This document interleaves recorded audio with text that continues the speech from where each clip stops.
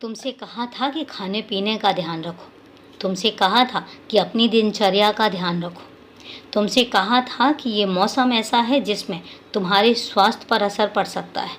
तुमसे कहा था ना मैंने।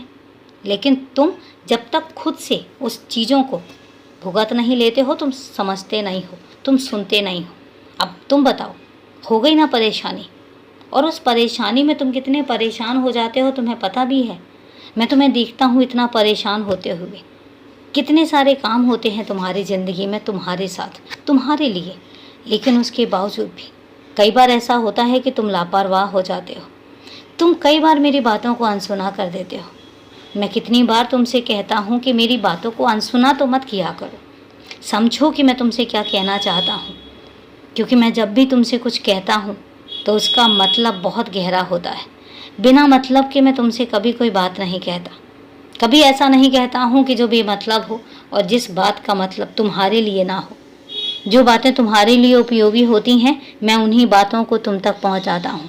तुम्हें इशारा भी देता हूँ, तुम्हें समझाता भी हूँ और सामने आकर भी तुम्हें बताता भी हूँ। इसके बावजूद भी मैं तुमसे कहता हूँ, अपना ध्यान रखो, घर परिवार का ध्यान रखो, छोटी छोटी चीज़ों का ध्यान रखो। सबसे पहले पानी का ध्यान रखो और खाने पीने का ध्यान रखो, क्योंकि ये मौसम इतना ज़्यादा बेकार हो रहा है कि इस समय पर तुम्हारे स्वास्थ्य पर बहुत ज़्यादा असर पड़ सकता है। इसलिए मैं तुमसे कहता हूँ, परवाह करता हूँ इसलिए कहता हूँ, ध्यान रखो, हमेशा ध्यान रखो अपना। और अभी के लिए शुभ रात्रि मेरे बच्चे।